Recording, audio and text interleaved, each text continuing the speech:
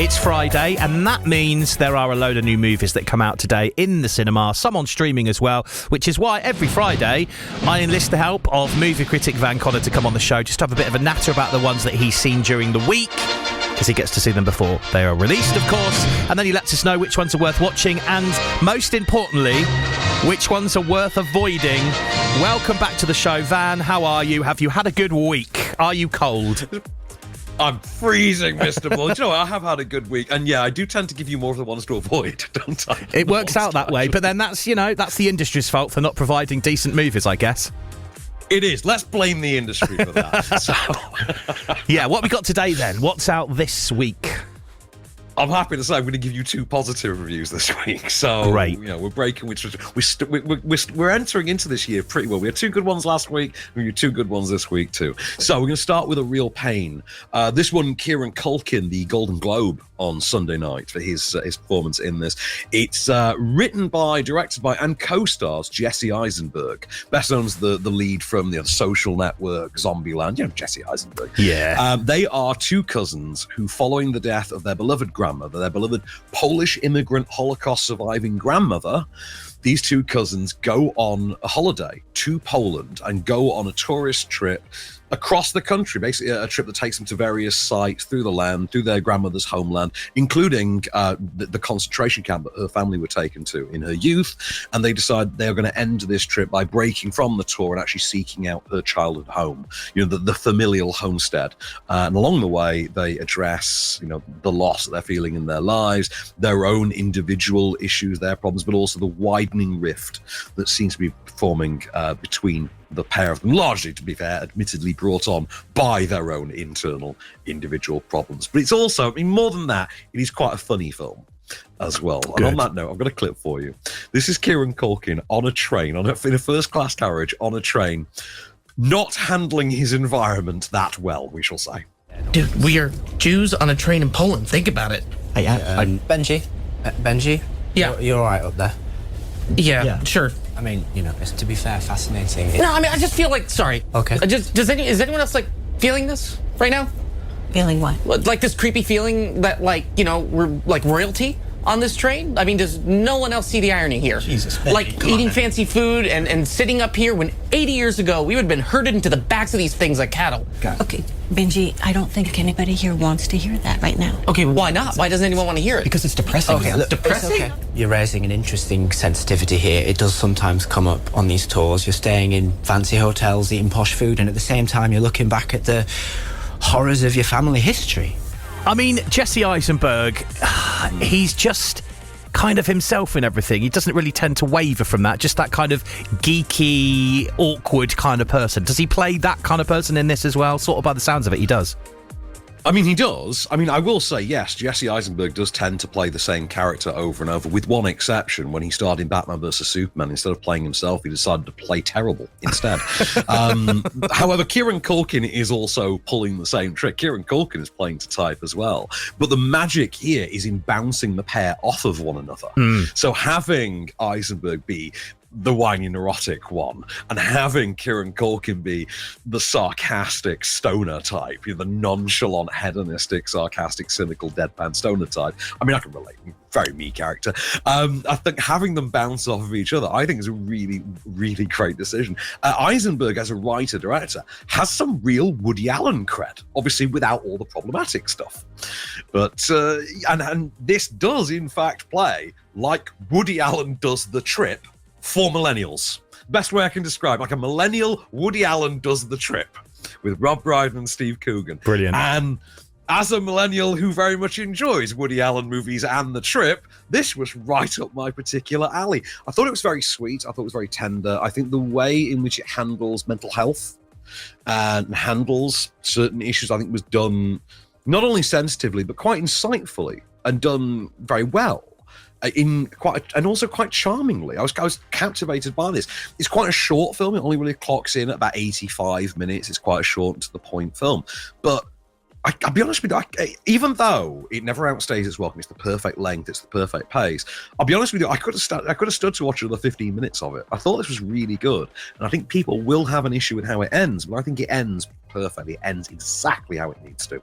Amazing. Well, you can see A Real Pain this weekend if you fancy it at Curzon and View Cinemas, Oxford, and The Light in Banbury, all showing it. Now, we are moving on to Babygirl.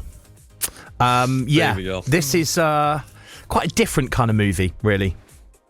Oh, yes. Very. There's no bickering cousins in this one. No one's taking a Polish road trip in this movie. Okay, so new movie from Helena Rain, who previously made Bodies, Bodies, Bodies a couple of years ago with Pete Davidson and I think Jenna Ortega as well.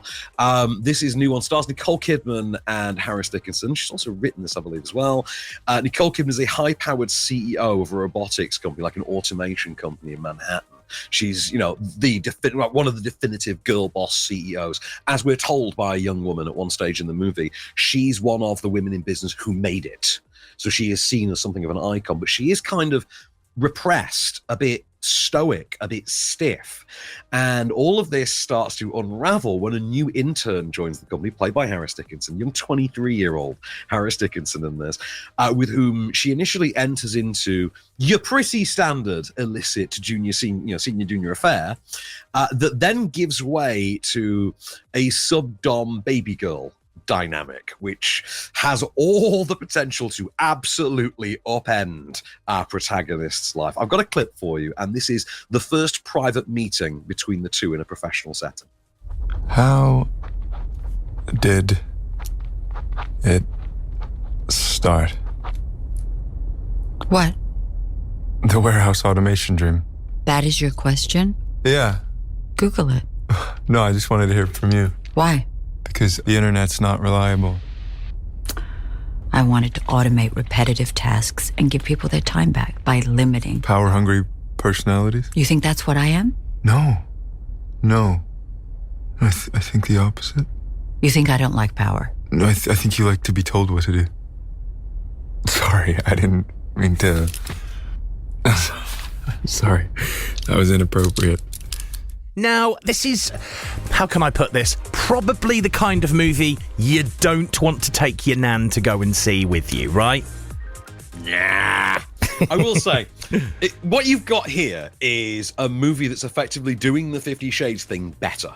Because 50 Shades is a very, very problematic text, both in literary form and on the screen. It's not really a fair representation of the culture it's fronting. This is actually a lot more accurate in that regard. Brilliant performances, fantastic performances from Nicole Kidman in particular. Obviously, it's her movie. She is superb in this, and believe me, you will see her name like in 2 weeks' time when the Oscar noms come out. She's Best Actress nominee, Nicole Kidman. I guarantee you. Possible winner. It's between her and Demi for The Substance. Yeah. Harris Dickinson, also very, very good. You can hear the way that he's keeping that very soft, low voice in the clip. My MVP, though, is Antonio Banderas, who just absolutely steals the final third of the movie. There's a lot of things in here that I've never seen depicted in a Hollywood movie. I mean, I will say it's absolute filth. It is total filth. I mean, I loved it. I love a bit of filth, but it is filthy. If you are someone that thought that the 50 Shades of Grey movies were good, I'd firstly ask who hurt you, and then secondly, I would say go and see this. It's way, way better. Like, this is way better than either any of the 50 Shades movies or 365 Days, which was even worse than 50 Shades. Also, just hats off to whoever in the music department over at A24 thought, do you know what? We've got a movie called Babygirl. We've got to chuck a use of George Michael's father figure in there. Has to be done. Has to be. They used that as the soundtrack, did they? Wow. That's on the soundtrack. Wow. I'm just like, that is so on the nose. I have to respect it. Really captivating, really enchanting, erotic drama thriller that, I mean, it is really a talk. It's just people in rooms having conversations. And then instead of action sequences or big set pieces, you have sex scenes. But they are played with the gravitas of big action set pieces in a smaller, intimate context. I think it's really interesting and a really compelling, fascinating movie that I think everyone should see. I really do think that this should be seen far and wide.